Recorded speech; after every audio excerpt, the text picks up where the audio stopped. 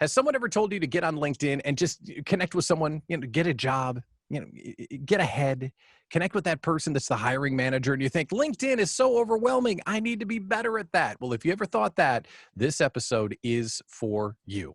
Welcome to The Interview, presented by New Horizons of Wisconsin. We are the computer learning center of choice for the entire state, and I'm your host, Pat Miller, the Idea Coach. This show is a one-on-one interview and a Q&A session with an expert that can help you get ahead, grow your career, and get that next job of choice. On today's show, we're talking about LinkedIn with none other than the LinkedIn lady herself, Sue Gresham. So if you're serious about getting a new gig, don't forget about the thousands of training courses New Horizons can help you with. They will up-level your skills from an intro to computers you can take right on your phone to immersive technology courses in some of the hottest areas of computer technology like cloud computing. New Horizons of Wisconsin will help you get ahead. Learn more about New Horizons at newhorizonswi.com. So let's get on with it. Let's welcome in Sue Gresham, the LinkedIn lady. Sue, welcome to the interview. It's great to have you on the show. Let's start here. Why is LinkedIn so befuddling for some people? Because for some, it just doesn't feel comfortable. You know what I mean? Yeah, I do. Sadly, I do. So LinkedIn it's one of those enigmas. It's not really social media, but yet they call it social media, but it's really not. And the thing that makes it so confusing is that there are so many people using LinkedIn for so many different reasons that it's really kind of hard to figure out what your lane is unless you walk into it, you know what you want to do, you know what your goal is, and you move forward from there. I mean, there are people on LinkedIn that are looking for jobs. Okay. There are people on LinkedIn that are looking for people that are looking for the jobs, the recruiters and the hiring managers. There are people that are on LinkedIn that are there to sell their stuff. There are people on LinkedIn that are there to grow their personal brand or become authority figures. There are people that are on LinkedIn to learn. There are, and that's just like 4 or 5 different things. And then there's people that have accounts on LinkedIn that aren't even on LinkedIn. And so it's just this mishmash. You go to Instagram, you know what you're going to get. You go to Pinterest, you go to Snapchat, any of those, you know what you're going to get. You don't know what you're going to get on LinkedIn unless you've done a little bit of thinking and planning and actually charting a course on what you're going to do. That's why it's weird. But LinkedIn is pretty much a contemporary tool that you have to use if you're going to get ahead in a professional career, don't you think? Oh, absolutely, positively. Here's the thing. Across the world, well, first of all, LinkedIn was purchased by Microsoft, I don't know, 4 years ago now. And the whole mission of LinkedIn is to help people grow their careers. And when I say people, I'm talking about all over the world. There are somewhere around 650 million, the number kind of changes, but 650 million, 680 million people using LinkedIn across the world. And they're all using it in some way, shape, or form, those that are using it, to do something with their career. So if you're a working person and if you have a career, you kind of got to be there. So let's start with the basics then. If we're going to use LinkedIn to grow our career and connect with professionals, there are some key areas we need to know exist and what to do on them. So start with we've got the profile, we've got messaging, and we've got connecting with others. Let's just start with that basic profile. What is it and what needs to be on there? Okay, so the profile is that thing when you first sign up, they want you to fill it out, right? And for some of you that are already on LinkedIn, you know what that is. But the key about the profile is this. It's the place where you talk about your career history, your career trajectory. It's not just forward, rear facing. It's about what you are planning to do and what you want to do with your career. So the profile is made up of like 4 or 5 different areas. And Pat, that very top box that Pat is showing right now is the intro box. That is where everybody gets to see everything about you. And there's a thing on the intro box called your headline that is directly under your name. And that is critical for completing that to tell the world what you do and how you do it. That is kind of like your branding statement. And so then the LinkedIn profile, you fill out the top section, all that good stuff, and you got to have a picture, because if you don't have a picture, you don't exist on social media, right?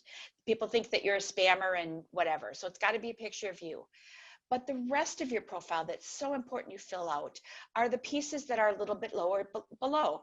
It's the about section that tells the story about what you are, who you are. Now, I realize you maybe don't have a long career yet, but what you do have is you've got a school history and you've got some work history and you've got goals. And that's where you fill that in. The next section is your experience section. The thing about experience in LinkedIn's world is this: experience is not just paid work experience. When you look at everything that's listed in LinkedIn, it's work experience, yes, but there's education. Look at that, there's education right there. List where you've been to school and what you've done and what your studies are. There's volunteer experience. For a lot of us that have done volunteer work, you're doing, that's an extension of what you do for your professional life, or it's something that you're doing because you're passionate about. It tells a real story about you. And a lot of people in volunteer work, they're using some real life skills. Perfect experience to, fill that out about what you've done.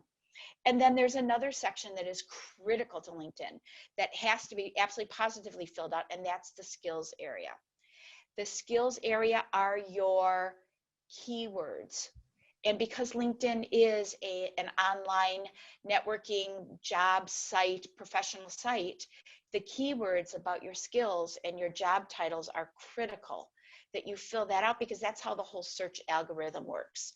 So putting all this together into a profile, there's a lot of pieces to a profile, absolutely. But when you put it all together and you use it to tell your story, it's what everybody looks at initially at the very beginning of looking at your LinkedIn experience. So getting that right is essential. And if we're starting from scratch, we're talking about the headline section, the about section, and whatever work history you might have. And if you're a volunteer, I'll tell you, as a former hiring manager, I always looked in at volunteer activity and some of those, I don't want to call them soft skills, but non-job experiences that people have had, because maybe you were volunteering for a nonprofit doing social media for them. That's a valuable skill, even though it wasn't a professional experience. That can be something that can help you get ahead. Let's talk about messaging and connecting. Let's do connecting first. Because Okay. LinkedIn, you put your profile up there, but it's all about meeting people. And in LinkedIn, those are connections. So can we talk about that? Exactly. So the thing about LinkedIn is that it's an online professional networking site. The key here is the networking. The key here is the actual connecting with people and starting to develop those relationships. So the process on LinkedIn, it's a closed thing where what happens is nobody can. Let me rephrase that. What happens primarily is that you connect with people. You do this process of sending an invitation to someone or receiving one. And once that's been accepted, you are now first level connections. First level connections are the people that are going to be the ones that can endorse you for a skill or can work on a recommendation and write a recommendation for you. They're also the meat and potatoes of what happens with your LinkedIn, because those people are connected to other people. And those are called your second level. So I'm connected with Pat on LinkedIn, and he's probably connected with Abby on LinkedIn. I'm not connected with Abby yet, but I hope to be. And so for right now, Abby is my second level connection. That's where the meat and the joy and the happiness, and I say joy and happiness, but really the excitement of what networking is all about is who can refer you to things, who can refer you to that job. It's those second level connections. So you connect with people, you start building that relationship, and I'll talk about how to do that in just a second, but you start doing that, and your network grows. And when you're connecting with people, you want to think about who you know personally. You want to think about people that you've done business with in the past. Now, I realize if you're just new to school, maybe you haven't done a lot of business per se, but you have other students, you've got your teachers, you've got your mentors, you've got the friends of the friends, you've got believe it or not, your parents, okay, and other family members that are out in the workforce. Those are people that you want to connect with on LinkedIn to start to build your network for the possibilities that can come for the referrals. And let me just make one comment real quick. In the LinkedIn world, okay, and actually not even the LinkedIn world, in the real world, 75% of all jobs come from networking. 75%. And it isn't, and it's a matter of, somebody handing your resume to a hiring manager. It's a matter of someone telling you about a position that maybe wasn't listed on the site, but they know it's open because they work at that company. So the idea here is you use your LinkedIn network and you use your external network to find out about those jobs, to walk your resume in, to walk and personally introduce you in. So LinkedIn, building your network, it's critical for growing your professional brand and growing, finding a job and growing your entire career using LinkedIn. And on the Did that sound a whole, little too heavy-handed? But it's so important. I can't stress it enough. well, on the whole, people are open to connecting on LinkedIn. That's what it's about. So if there's a certain employer or if there's a certain type of job that you're looking for, it doesn't hurt, does it, to start trying to connect with those hiring managers and company owners ahead of time? Oh, absolutely. In fact, that's really ideal. Now, granted, there are going to be some that are not going to be open to that, okay? But it certainly doesn't help to try because you want to stand out, you want to be recognized, you want to be one of the first ones to the show if you can be. So the idea here is as you are building your LinkedIn and building your network and you're looking for jobs and you're discovering that, let's say there's a job over at New Horizons.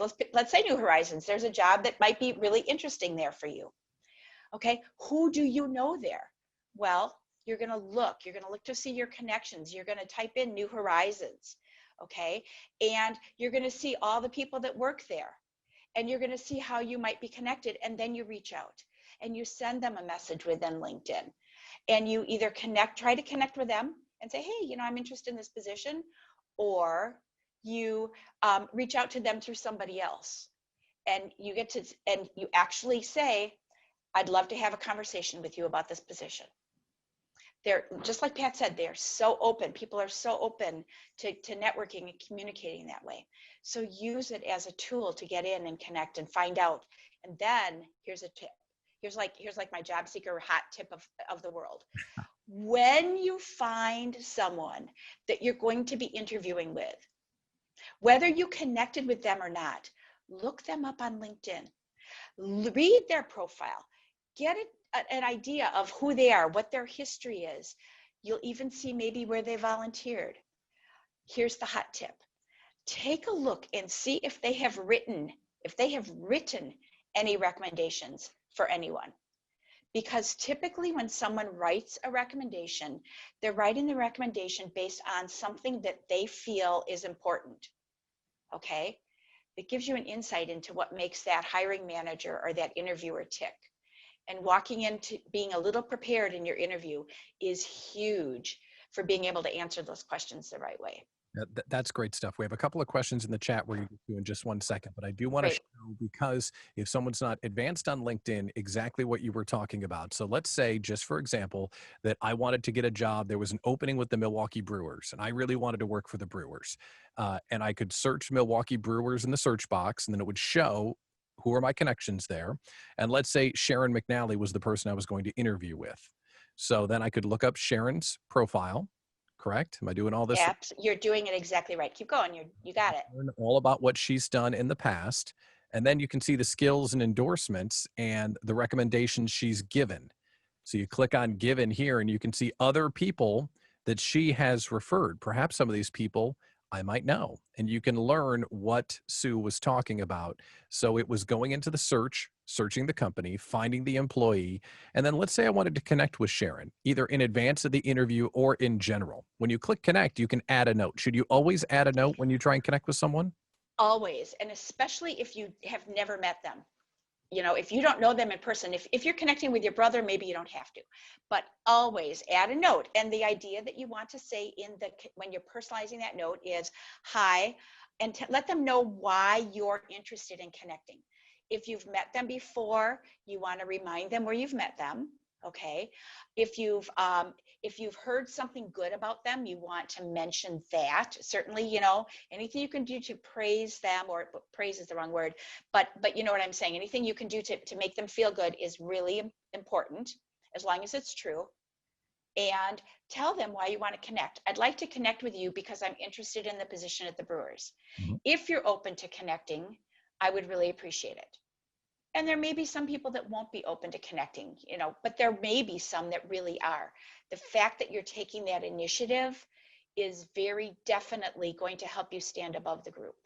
So, Sharon, it was nice meeting you at the Brookfield Chamber breakfast the other day. I see the opening you have with the Brewers. I'm interested. I'd love to connect if you're open to it. Thanks for everything, Pat. Like something that Bam. is enough. Perfect. Okay, so when you're connecting with someone on LinkedIn, always send a message. What if you don't know that person that you're going to interview? So you've got an interview with someone you don't know. Do you just look up their profile, learn a little bit about them, try and connect with them in advance? Is that what you would recommend? I would recommend that. And one of the ways that you can tell if they're open to that is to see if they have a lot of connections. Mhm. Okay. If they've only got 20 connections, they're not going to be paying attention and they're not going to be there. But if they've got 500, you know that they at least have a presence on LinkedIn.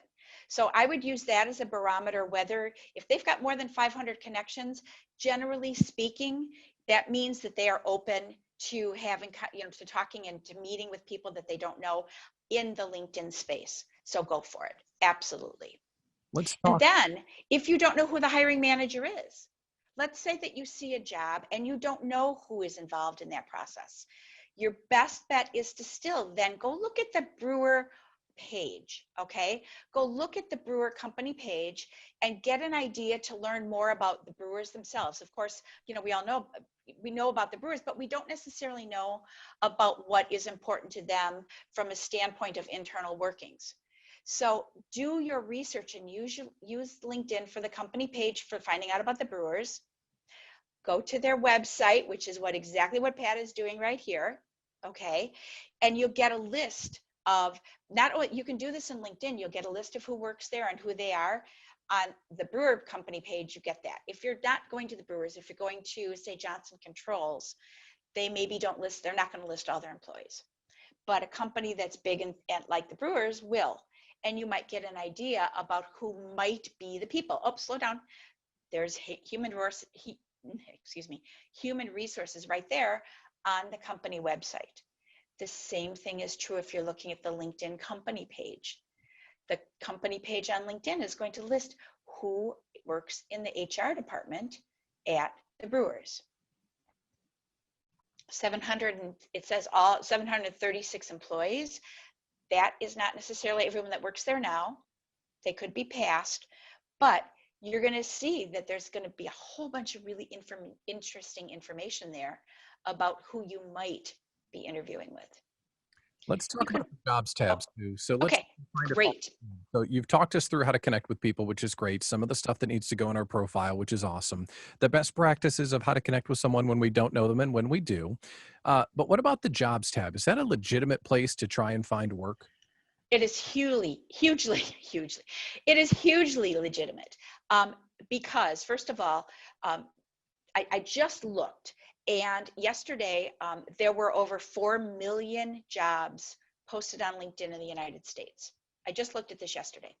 And so in the, what you do, Pat, I'm watching what Pat's doing. So what you do is you type in your keywords, okay, for the position that you're looking for.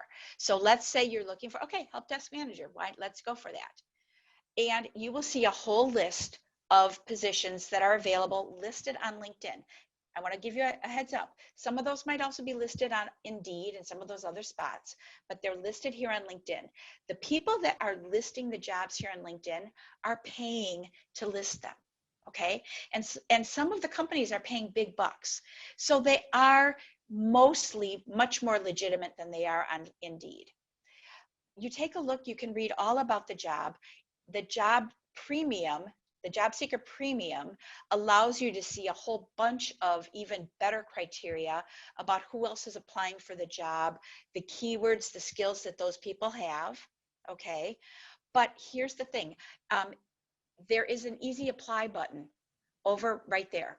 If you click on that easy apply button, what happens is a lot of the information that's already in your LinkedIn profile will be populated into the application right there. Okay, and it also allows you to attach your resume and all sorts of things like that. This is a fantastic tool. It also helps you keep track of where you've applied. It also helps you keep track of the various positions. It shows you other positions that are available that are similar. Okay, so this is a great tool. But there's another piece about the jobs tab that's kind of a hidden thing, okay? And to be honest with you, they've just moved it. So it's more in the settings section of the profile. Pat, do you mind? Yeah, okay, go ahead and click that. Let's see. All right, that's the job alerts, which is super important. All right, for getting job alerts, so when a new job pops up. But where I was talking about specifically was in this, your profile settings up underneath there. So if you go there, and if you go to profile and set, or to go to settings and privacy, okay, and job seeking preferences, it's over there on the left. This can be life-changing. And the reason I say that, and maybe that was a little overstatement, but it's so amazing, is that this is where you get to manage what recruiters see and what they don't see. Okay. A lot of people are in a secret job search. All right. Where they know that they're looking for a job, but they're not out putting it. They're not, so they're, because they have a job and they don't want their employer to know they're looking for something new. In here, if you scroll down, oh, I'm sorry, go back up. Manage your data and activity. Okay. In here, this allows you to manage what you've done. Okay. For your applications, let's scroll back out. Can you close that one out? They literally have just changed this. So I want to just make sure I'm in the job seeking preferences. There it is.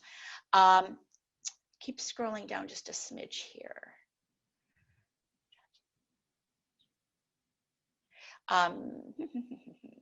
Signal your interest to recruiters at companies you've created job alerts for. Okay. This is super important to do if you want people to know just within those companies that you're looking for a job. Okay.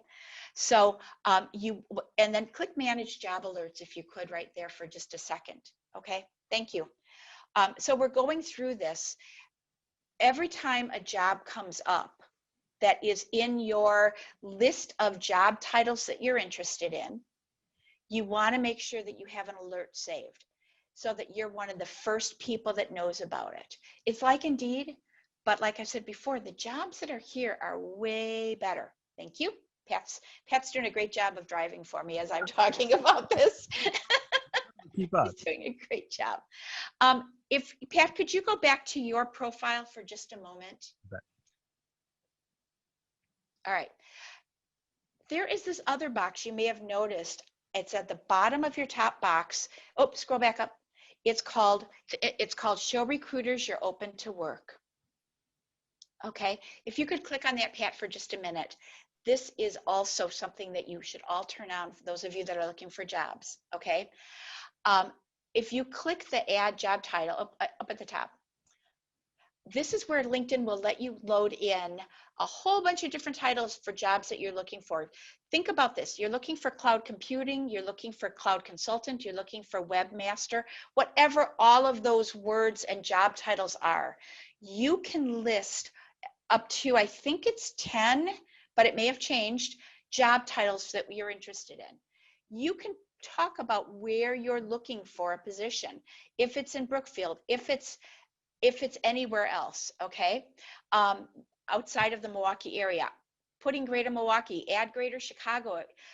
There's also, if you scroll down a little bit more, open to remote work, which of course for cloud computing, you would absolutely. If you scroll a little bit more, you can talk about what kind of position you're looking for.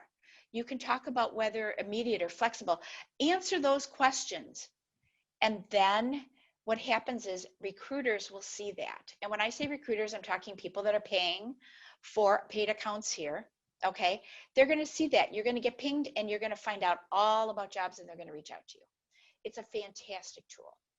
So we have a few minutes left with Sue before we have to end the interview for today. But Sue is the LinkedIn lady, and she can teach us so much about how to use LinkedIn. I want to make sure we get Lynn's question fully answered. Do you recommend paying for premium membership if you're in job search? I do if you can afford it. It's the first month is free. Okay, the first 30 days. The second 30 days, and I'm talking about the career premium now. The second, and every 30 days, it's like $24.95 or $29.95. I totally recommend it because it gives you better insights into companies.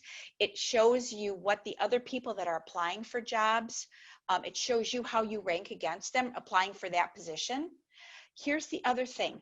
It opens it up so that you can see who's viewed your profile. Okay.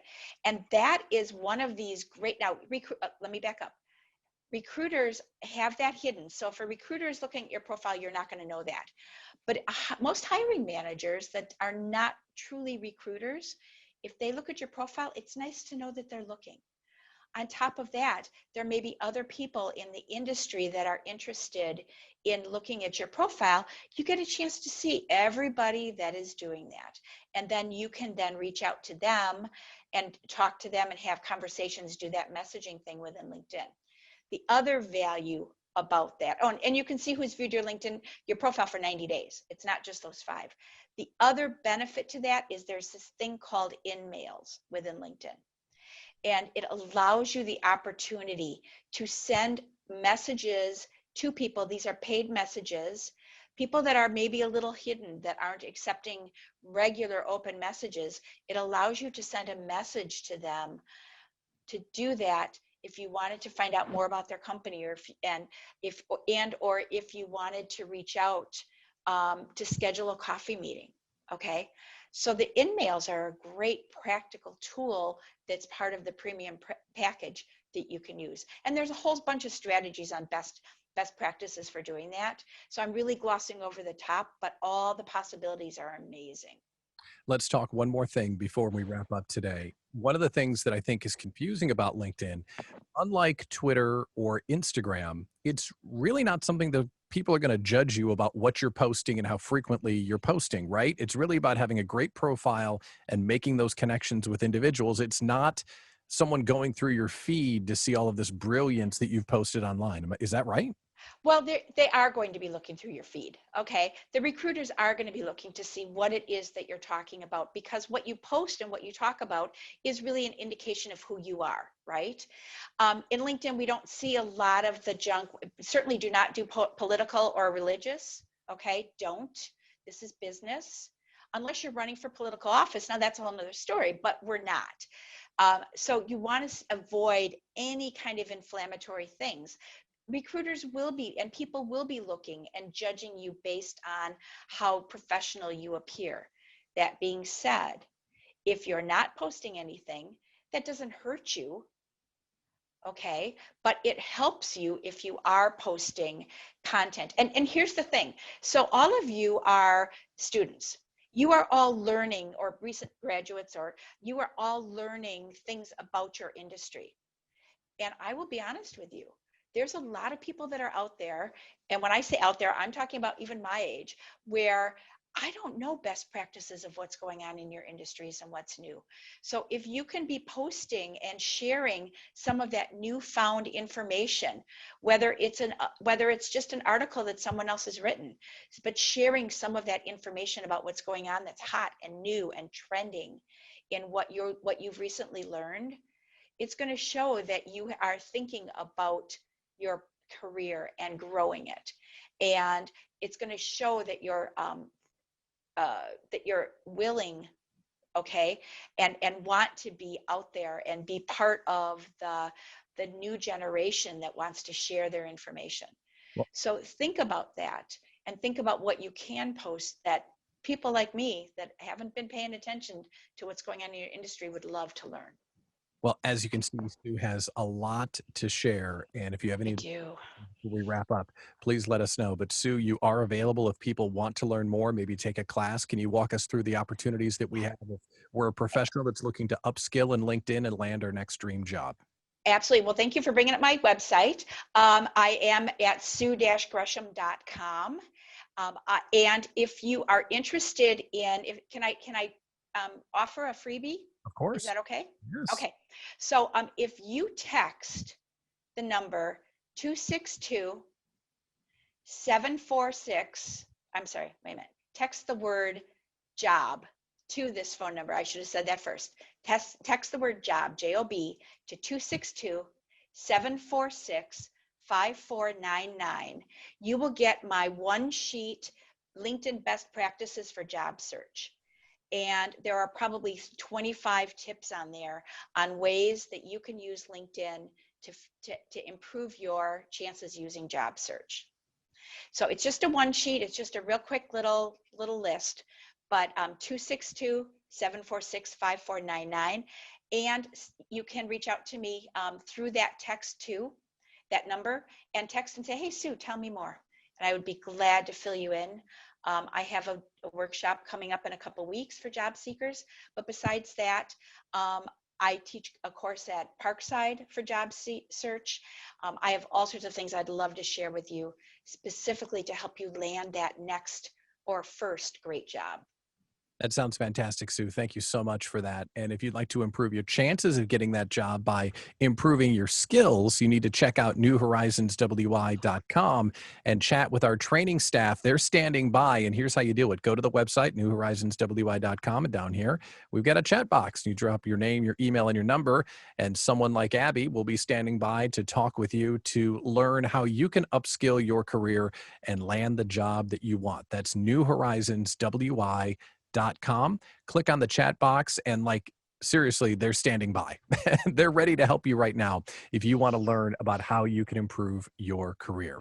Before we sign off, Abby, Diedrich, any comments or questions for Sue, or anything you want to comment on as far as the interview in our conversation today? Sure. So I first of all want to thank you, Sue, again for joining us today. This was really, really, really wonderful and helpful. I am beyond pleased with how it went today. Pat, thank you again for hosting. Could listen to you all day long, to be honest. So thank you both again. I guess because, we've got a wide variety of different individuals from, job seekers to case managers, career planners, a different type of audience. What I was hoping, because this is new, the interview is very new for New Horizons of Wisconsin. It's a little bit different than those webinars that we had done in the past. I was hoping for a little bit of feedback. So what I'm going to do is I'm going to put my email in the chat box.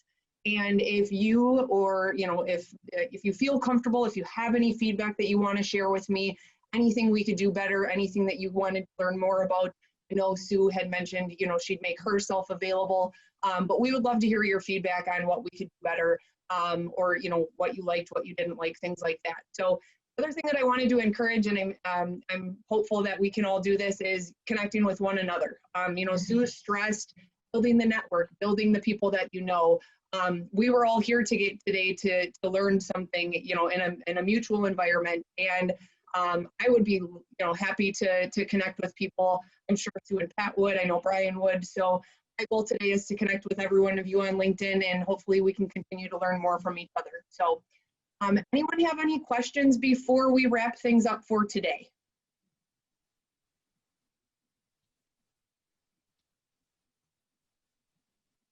All right. I'm happy that you're pleased with the way that it went. Let's talk about our next episode, and we can send out a survey if anyone's interested to find out what's going on as well.